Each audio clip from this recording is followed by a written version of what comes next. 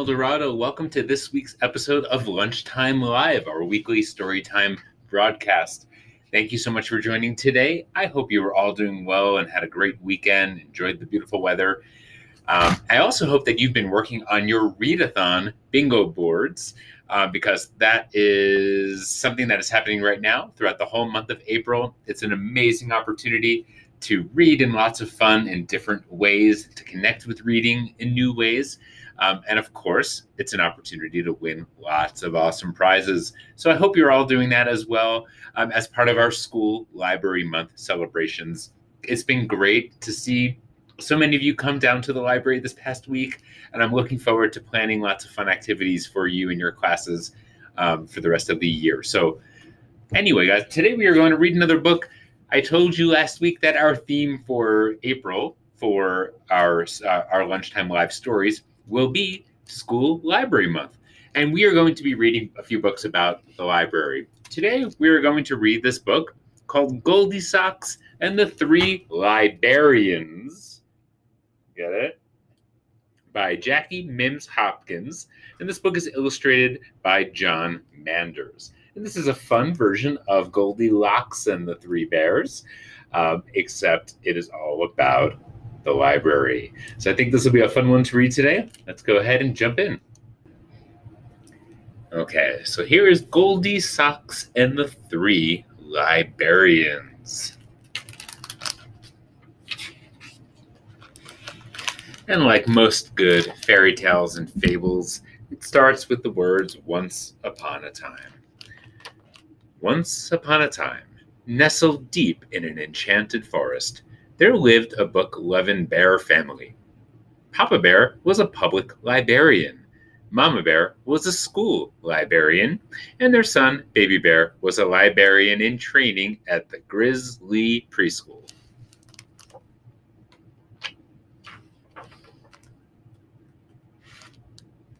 One morning, a little girl named Goldie was on her way to school. Goldie usually walked along the road, but this day, since she was running particularly late, she decided to take a shortcut through the forest. I'm sorry that the light is a little glary on here today. Depends on the type of paper being used sometimes. By and by, Goldie came upon an astonishing sight. There, in the middle of the forest, she saw a cottage that appeared to be made of books. How cool would that be?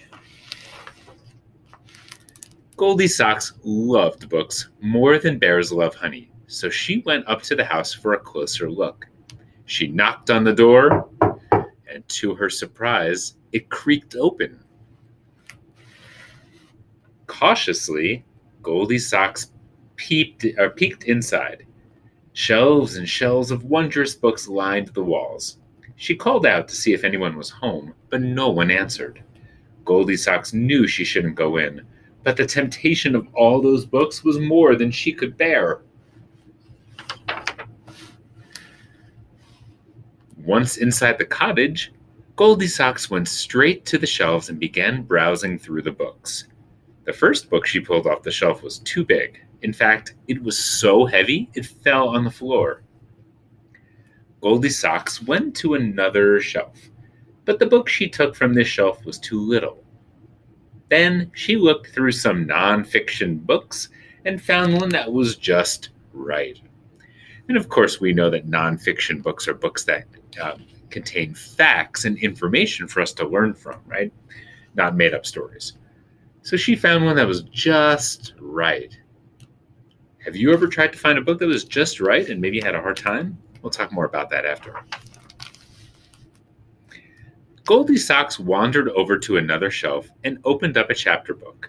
She used the 5-finger rule to see if the book was too hard.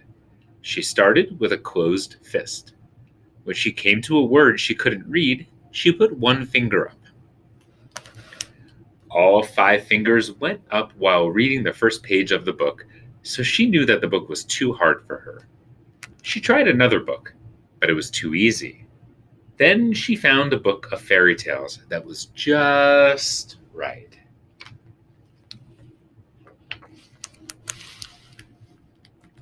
After she found several books that were just right for her, Goldie Socks began searching for the perfect place to read them. Goldie Socks looked around the room and spotted a big, lazy bear recliner. She climbed up in the enormous chair and pushed back, but it went back too far.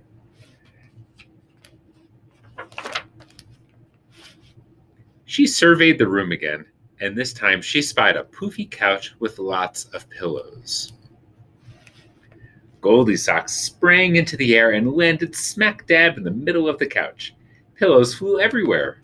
The couch was too squishy. Maybe there is a comfy place upstairs, she thought. Do you think that's a good idea for her to go upstairs in somebody else's home? Probably not a good idea for her to be there at all, huh?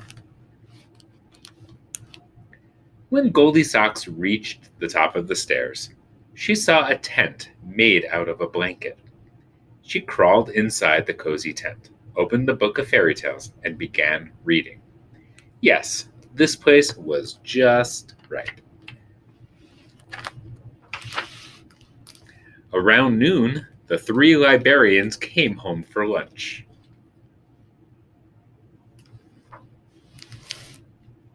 Uh-oh. Papa Libearian immediately noticed one of his books on the floor. "Somebody's been looking at my big books and left one on the floor," he said. Then Mama Libearian said, "Somebody's been looking at my little books and put one back on the shelf with the pages showing instead of the spine." Then Baby Libearian said, "Somebody's been looking at my non-fiction books and one is gone."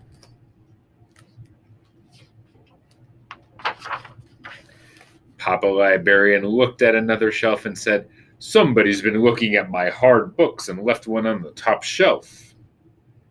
"Somebody's been looking at my easy books and put one back on the shelf upside down," said Mama Libearian. Then Baby Libearian said, "Somebody's been looking at my fairy tale books and one is gone." Papa Libearian saw that his favorite chair was not in the same position that he had left it. "Somebody's been sitting in my recliner and left it pushed back," he said. Then Mama Libearian said, "Somebody's been on my poofy couch and knocked all the pillows on the floor." The 3 librarians crept up the stairs. When they got to the top, Baby Libearian said, "Somebody's been in my cozy reading tent, and there she is." Goldie Socks looked up from her book and saw the big, sharp teeth of the 3 librarians smiling at her. Papa, Mama, and Baby Libearian joined Goldie Socks in the tent. Papa Libearian read a story to everyone, and it was just right. The end. Why do you think they were smiling at her instead of being angry at her?